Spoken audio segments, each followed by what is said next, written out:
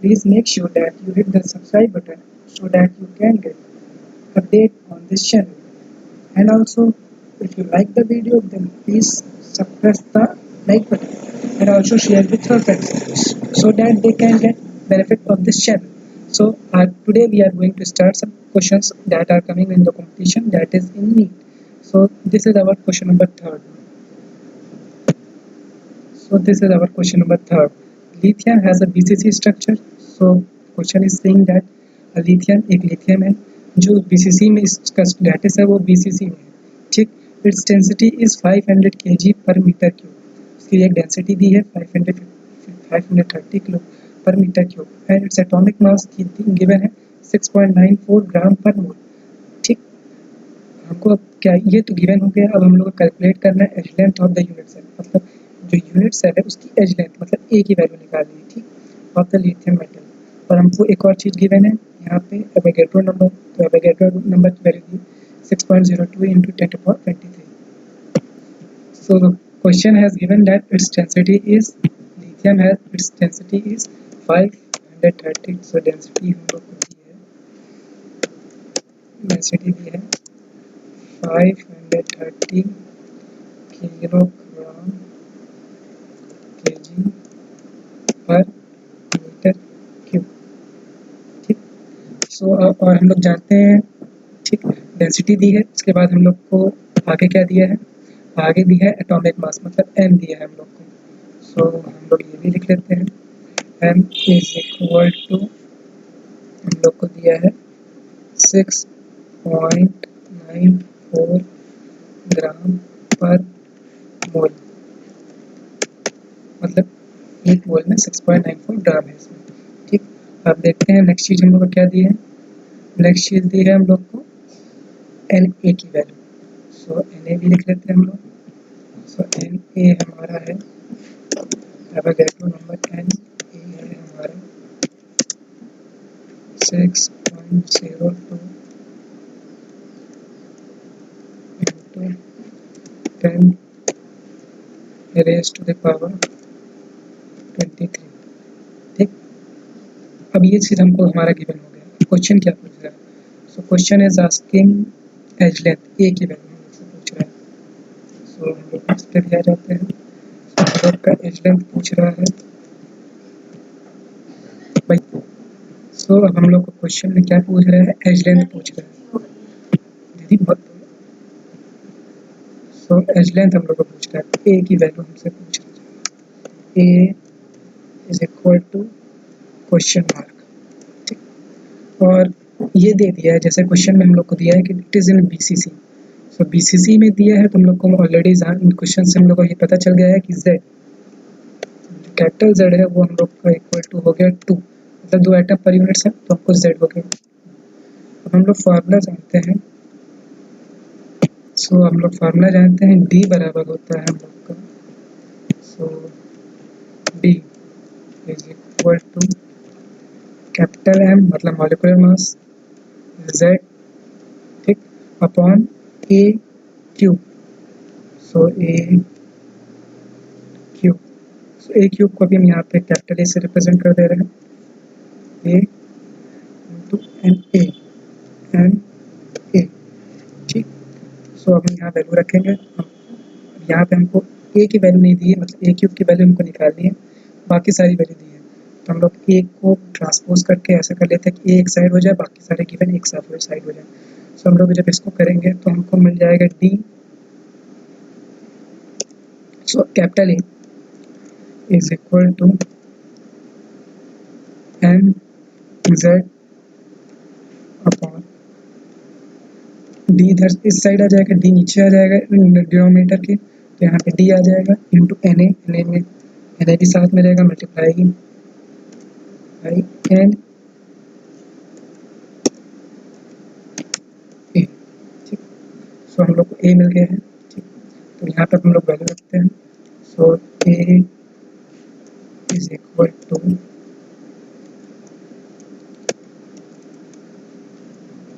A is equal to M की value हम लोग को दी है, हाँ, ठीक. आप यहाँ पे देख रहे हैं कि डेंसिटी हम लोग को kg पर मीटर क्यूब में दी है और m जो है वो ग्राम पर मोल में है। तो हम लोग इसको क्या करें कि हम लोग इसको भी एक सेम यूनिट में कन्वर्ट कर ले। तो हम लोग जानते हैं कि 1 kg per meter, so we are knowing that 1 kg per meter cube is equal to, हम लोग को होता है 10 to the power -3 ग्राम पर centimetre cube, 10 to the power -3 ग्राम पर मीटर क्यूब, ग्राम पर मीटर क्यूब। सो यहाँ पे अगर हम इसकी वैल्यू रखेंगे तो हम लोग को मिल जाएगी, यहाँ से अगर इस 10 के पावर -3 से मल्टीप्लाई कर देंगे तो हम लोग इसमें जब मल्टीप्लाई करेंगे तो हमको फाइनल वैल्यू मिलेगी डेंसिटी की 0.530, ठीक, ग्राम पर सेंटीमीटर क्यूब। ग्राम पर सेंटीमीटर क्यूब, ठीक, हमको सेम यूनिट में मिल चुका है। यहाँ पे हम वैल्यू रखते हैं तो m की वैल्यू हम रखेंगे, m की वैल्यू हमको मिली है 6.94 into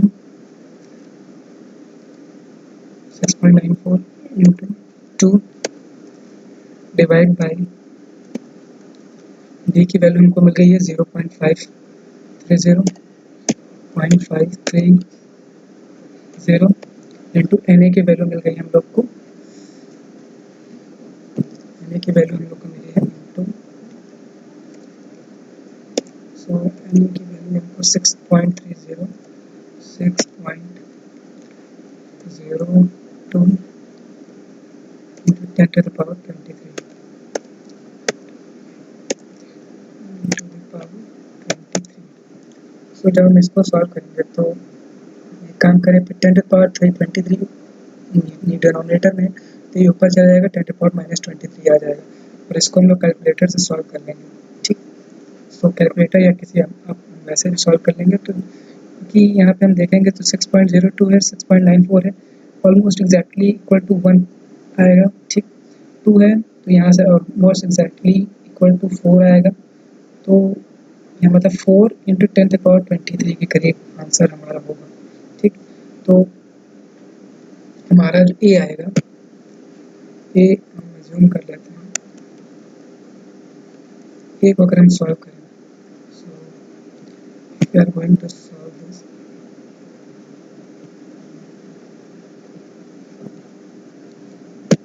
so if we are going to 6.94 into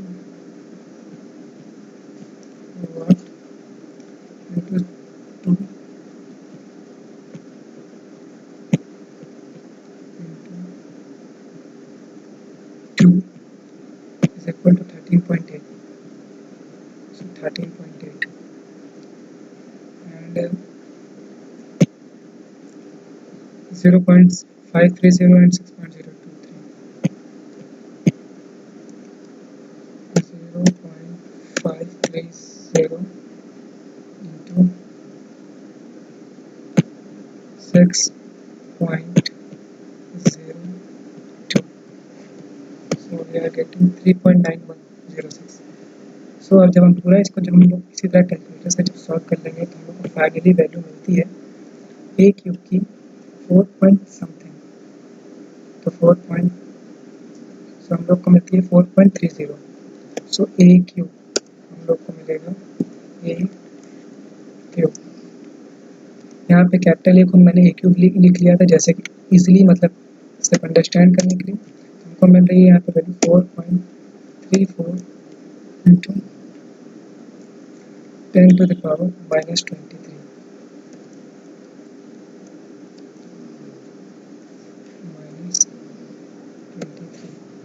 ठीक। तो हम इसका क्यूब रूट निकाल लेंगे तो हमको ए की वैल्यू मिल जाएगी। सो हम लोग क्वेश्चन, हम लोग कैलकुलेटर फिर से आते हैं, सो हम लोग को निकालना है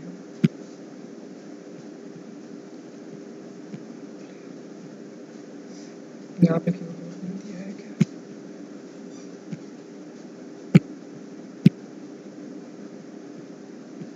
यहाँ पे क्यूब रूट लेंगे। सो हम जब कैलकुलेटर से इसकी वैल्यू निकाल देते हैं, सो यहाँ पे जैसे मेरे पास कैलकुलेटर है, साइंटिफिक कैलकुलेटर नहीं है तो यहाँ पे क्यूब नहीं दिया था, तो इसकी ए की वैल्यू आती है हम लोग की, ए इज इक्वल टू, ए की वैल्यू आएगी हमारी 3, ए इज इक्वल टू 3.52, ठीक, इंटू 10⁻⁻8,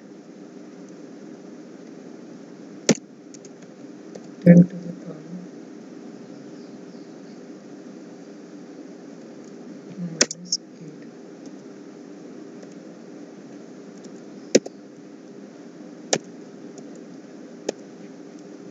into the power -8। सो इसको आप लोग बाकी टर्म में भी लिख सकते हैं, ये सेंटीमीटर में आया, इसको मीटर और पिकोमीटर में कन्वर्ट करके लिख सकते हैं। तो हमको पिकोमीटर में कन्वर्ट करना है तो क्या, जनरली वैल्यू आ रही है 352 ppm लिखा है, तो यहाँ पे हमारी वैल्यू आ रही है 352 ppm। Move on to the next question, question number 4।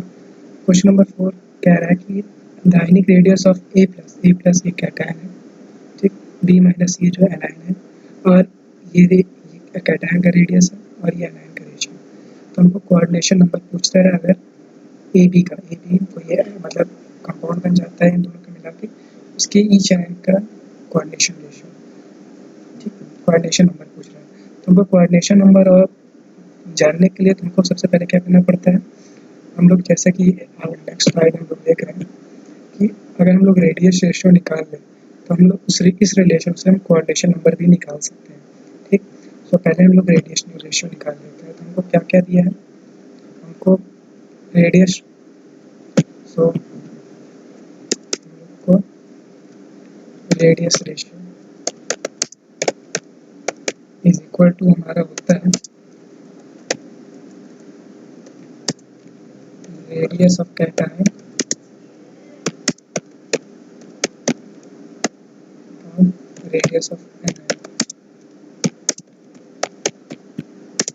सो अब यहाँ पे हम लोग वैल्यू फिट करते हैं क्वेश्चन की।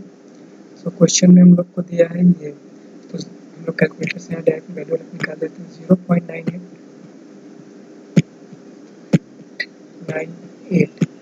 ठीक, क्योंकि दोनों 10 की पावर में सेम है तो उसको करने की कोई ज़रूरत नहीं, वो अपने आप कर जाएगा। डिवाइड बाई 1.81 बाई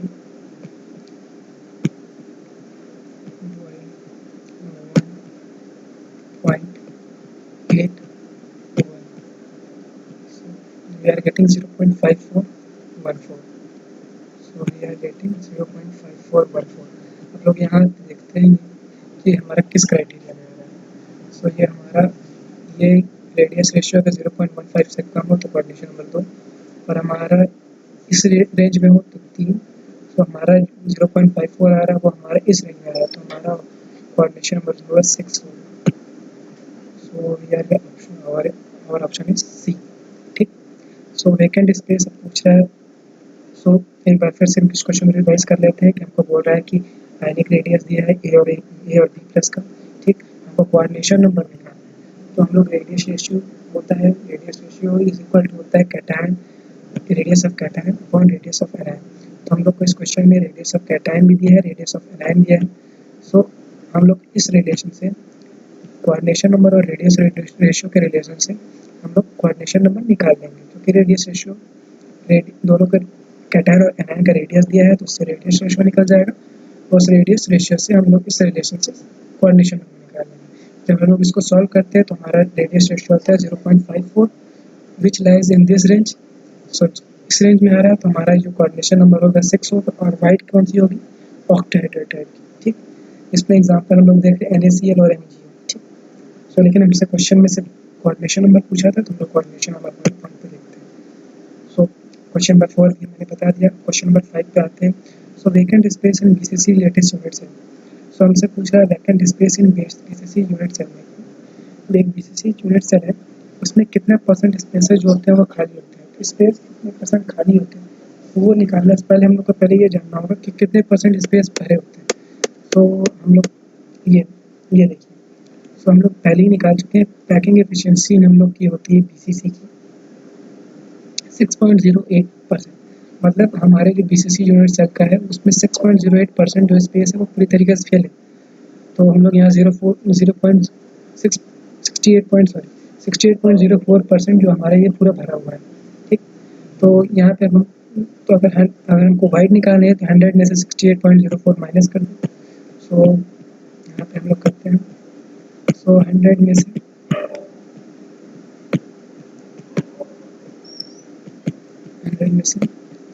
68 माइनस कर देते हैं तो हमको मिलता है 32। सो हमारा ऑप्शन में देखते हैं ऑप्शन में क्या है।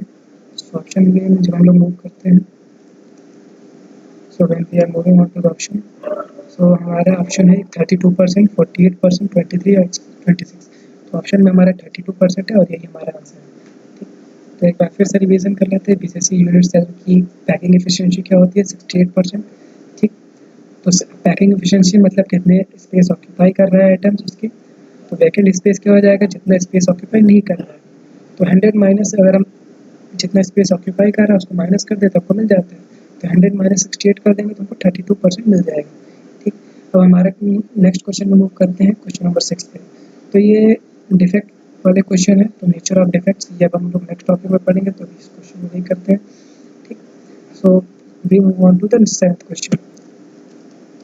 सो we are moving on to the question number 7। So question number 7,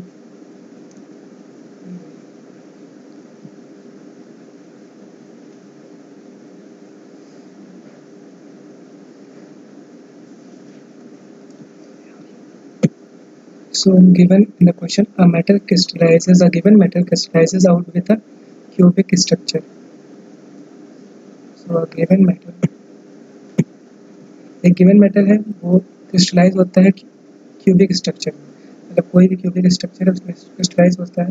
ठीक, हैविंग एज लेंथ जो होती है उसकी एज लेंथ मतलब एज होती है वो हमारी 361 होती है। सो पहले हम नोट कर लें। सो डिलीट इरेज एवरीथिंग।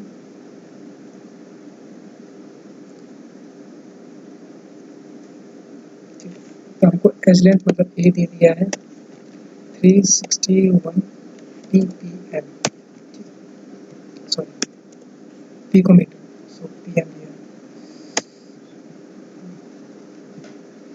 और pm दे दिया। If there are 4 atoms present, तो यहाँ पे दे रहा है कि 4 मेटल एटम्स है वो एक यूनिट से रिप्रेजेंट होती है। और जैसा कि हम लोग जानते हैं, सो इनडायरेक्टली हमको ये बताना चाहता है कि ये जो मैटर है वो क्रिस्टलाइज हो रहा है एफसीसी में। ठीक, सो in this question the question is telling us indirectly that the metal crystallizes in a FCC lattice।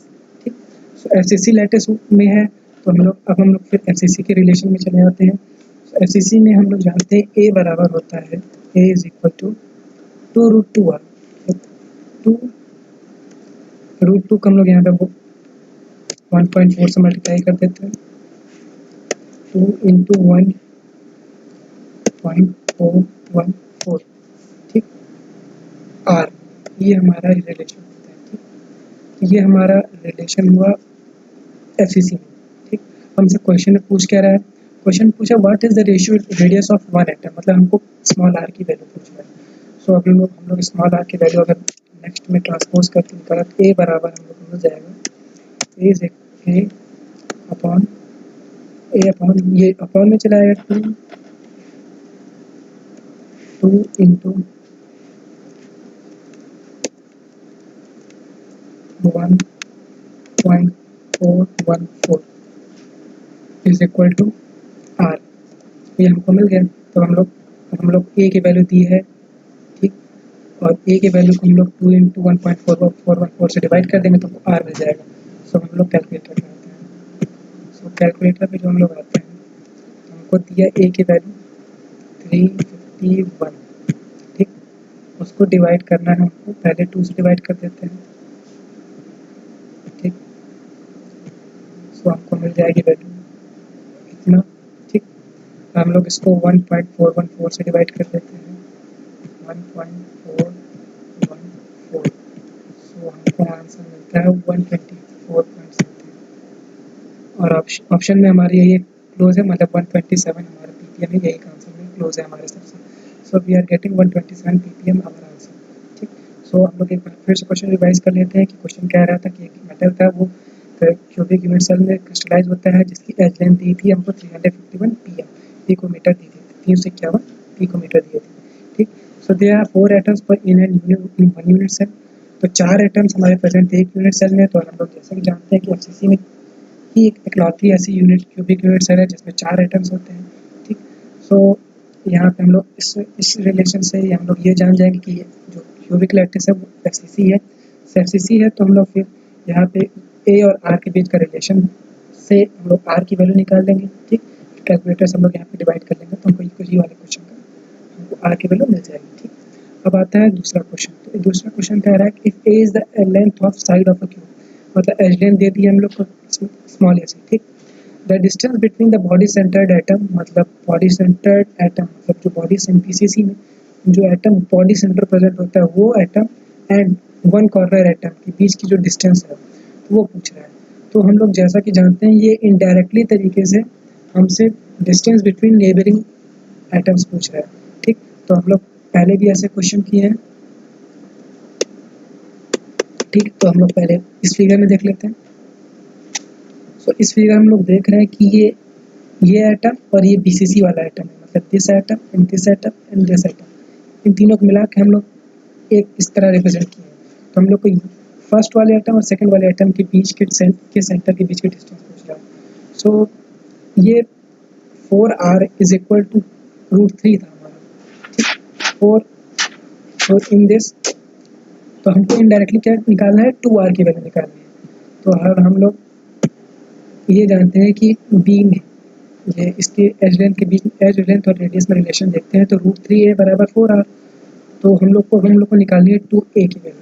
So when we are moving, हम लोग जानते हैं √3ar मतलब 1.72 यहाँ लिख देते हैं, 1.732 ये हमारे वैल्यू हो गई 1.73 √a is equal to 4r। और हमको निकालनी है 2r की वैल्यू, तो यहाँ पे आएगा 1.732 को 1.732 हम लोग डिवाइड कर दें 2 से। So we are getting 2r। सो हम लोग फिर ऑप्शन में जब हम आते हैं तो ऑप्शन से यहाँ पे हम आएंगे।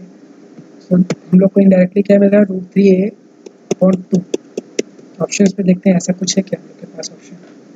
सो हमारा में ऑप्शन में है ये ऑप्शन √3a/2r, ये हमारी आर के बीच में ऑप्शन हो गई। तो ये हमारा आंसर है। तो एक बार फिर से रिवाइज कर लेते हैं कि हमको क्या कहते हैं, एक एज लेंथ दी थी ए। ठीक, और हमको पूछ रहा था बीसीसी लैटिस दिया था और बॉडी सेंटर्ड एटम दिया था। तो बॉडी सेंटर्ड एटम और कॉर्नर के बीच की डिस्टेंस पूछ रहा था, मतलब आप समझ लीजिए एक तरीके से distance between two neighbouring atoms पूछ रहा था। तो हम लोग को जानते हैं कि √3a बराबर 4r होता है, तो हम लोग को 2r की वैल्यू निकालनी थी। सो √3a बराबर 4r, so √3a/2 is equal to 2r। तो हमको 2r की वैल्यू निकालनी थी, तो ये हमारी आंसर आ गई। ठीक, क्वेश्चन नंबर 9 जो है वो सेम क्वेश्चन नंबर 3 की तरह है। तो ये इस क्वेश्चन को हम लोग नहीं करेंगे, आप लोग के लिए आप लोग खुद से इसको ट्राई कीजिएगा। ठीक, नहीं आएगा तो फिर हम लोग फिर से बताएंगे। बस इसमें क्या करना रहेगा, यहाँ पे z की वैल्यू एफसीसी में है तो यहाँ पे z की वैल्यू 4 हो जाएगी। यहाँ पे पीसीसी में था तो z की वैल्यू 2 थी। ठीक, बाकी सेम चीज़ वही है, बस यहाँ पे एज लेंथ पूछ रहा था इस क्वेश्चन में और यहाँ पे मोलर मास पूछ रहा है, बाकी सेम चीज़ें वही सेम। ठीक, फॉर्मूला वही सेम यूज हो रहा है। ठीक, अब हम लोग ये वाला नंबर ऑफ कार्बन एटम्स पर unit cell of diamond unit cell, तो ये अभी हम लोग डायमंड की यूनिट सेल नहीं बताया हूँ मैं, तो इसको मैं अगले टॉपिक में कवर करूँगा। ठीक, अब आते हैं क्वेश्चन नंबर 11 पे। A metal crystallises with a face centred cubic unit lattice, मतलब एक मेटल है वो एफसीसी में है। ठीक, एज लेंथ हमको मिल गई 408। तो हमको डायमीटर ऑफ मेटल एटम पूछा है, मतलब डायमीटर एटम, तो डायमीटर ऑफ मेटल एटम मतलब हम लोग को 2r की वैल्यू पूछ रहा है। तो एफसीसी में हम लोग जानते हैं कि a बराबर √2 मतलब 2√2r होता है। तो हम लोग अगर एक हमको 2r की वैल्यू निकालनी है, तो यहाँ पे अगर हम इसी क्वेश्चन में हम लोग टू कम इधर ही भेज देंगे, यही पे रहने दें, हमको ये हमारा डायमीटर हो जाएगा 2r is equal to diameter. हम लोग जानते हैं a को 1.414 से अगर डिवाइड कर दो तो हम लोग को डायमीटर मिल जाएगा। तो बस यही सेम रिलेशन है, इसमें हमको यही करना है। तो यहाँ पे हम लोग 408 को 1.41 से 4 से डिवाइड कर देंगे, तो सॉल्व कर लेते हैं।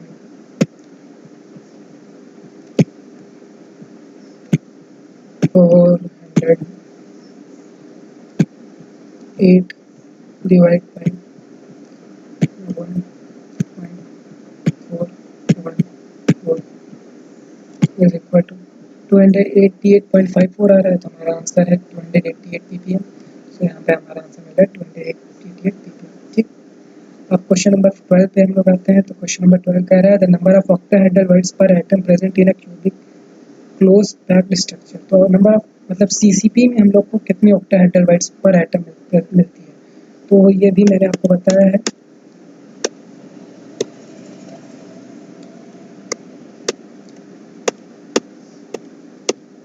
ये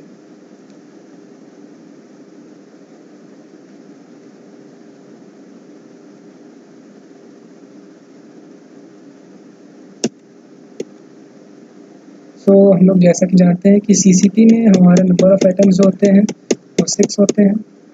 ये शायद नहीं बताया हो या लेकिन एट नंबर ऑफ एटम्स जो होते हैं हमारे सीसीपी में 6 होते हैं, और ऑक्टाहेड्रल बाइट्स होती है वो नंबर ऑफ एटम्स के इक्वल होती है। तो हमारा नहीं सॉरी जो सीसीपी में हमारा सीसीपी जो होता है वो हमारा एफसीसी के इक्वल होता है। तो हमारा यहाँ पे ऑक्टाहेड्रल बाइट्स तो होगी वो नंबर ऑफ एटम के इक्वल होगी, तो 4 से यहाँ पे तो हमारा ये हो जाएगा 4, ये ऑप्शन हमारा हो जाएगा 4। ठीक, और 13 क्वेश्चन पे आते हैं। तो हमारा ये 13 क्वेश्चन कह रहा है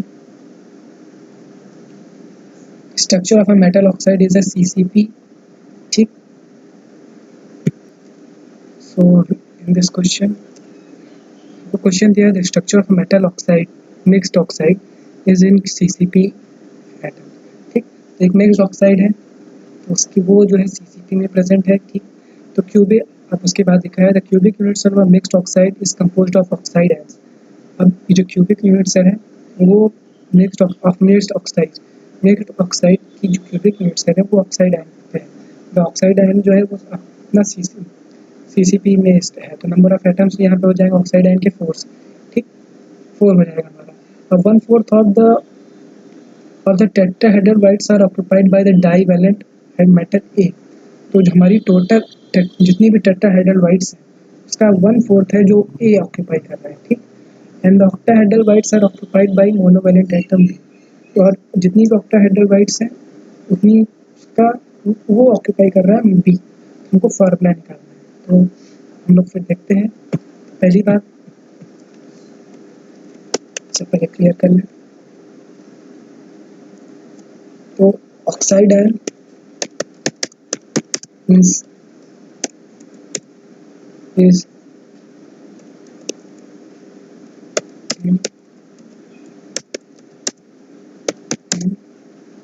CCP। तो हमको इंडायरेक्टली कह दे सकते हैं 4 एटम्स 4 आयन्स हैं ऑक्साइड आयन।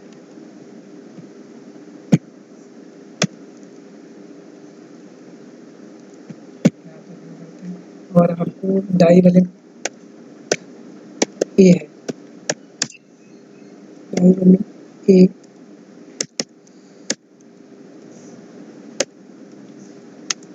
है 1/4 of tetrahedral site, 4 of tetrahedral site. और हम लोग जानते हैं कि जो टेट्राहेड्रल बाइट्स होती है वो नंबर ऑफ एटम्स की दुगनी होती है। तो यहाँ 4 है तो इसका दुगना हो जाएगा 8। So it is occupying 8 into 1/4, 8 का 1/4 ऑक्यूपाई कर रहा है 1/4। तो हमको मिल जाएगा यहाँ पे 2। ठीक, अब आता है मोनोवैलेंट एटम बी। सो मोनोवैलेंट एटम वैलेंट एटम भी, ये है ऑक्टाहेड्राइड्स में ऑक्टाहेड्राइड्स।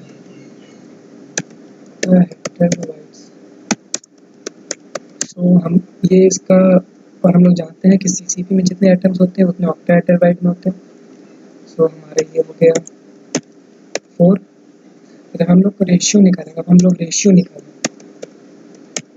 Of number of atoms. तो हम लोग अगर ये निकालें तो हमको मिलता है 2 एटम है डाई वाले ए के, रेशियो 4 है हमारे बी के, रेशियो, और ओ ऑक्साइड आयन इसके हमारे हैं 4। सो हमारे इसको अगर इस रेशियो को सिंप्लीफाई करें तो हम लोग पाएंगे 1 रेशियो 2 रेशियो 2। सो 1 रेशियो 2 रेशियो 2, मतलब एक ए के एटम है, 2 बी के एटम है, ऑक्साइड आयन के 2 एटम है। तो हमारा मेन फार्मूला हो जाएगा A1B2O2। सो हमारा ऑप्शन है A1B2O2, ये हमारा ऑप्शन सही ऑप्शन है। सो हमने अभी तक जिसमें जितने क्वेश्चन दिए थे लगभग सारे क्वेश्चन कर लिए हैं। दिस क्वेश्चन और ये क्वेश्चन जो है हमारा, ये सब क्वेश्चन जो क्वेश्चन हैं कुछ छूटे हुए वो हमारे टॉपिक से अभी कवर नहीं हुए, इसलिए अभी मैंने उसको बताया नहीं है। बाकी ये क्वेश्चन 2012 तक के जितने भी नीट में आए हुए क्वेश्चन है केमिस्ट्री के, सो मैंने बता दिया है। सो मोर अपडेट्स अब अगले वीडियो में मैं यही के क्वेश्चन ले आऊँगा, या हाँ और आगे कुछ टॉपिक्स भी कवर करने हैं उनको भी कवर कर लूँगा।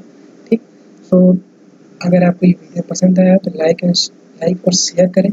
ठीक, और अगर ये चैनल पसंद आया तो please subscribe to this channel.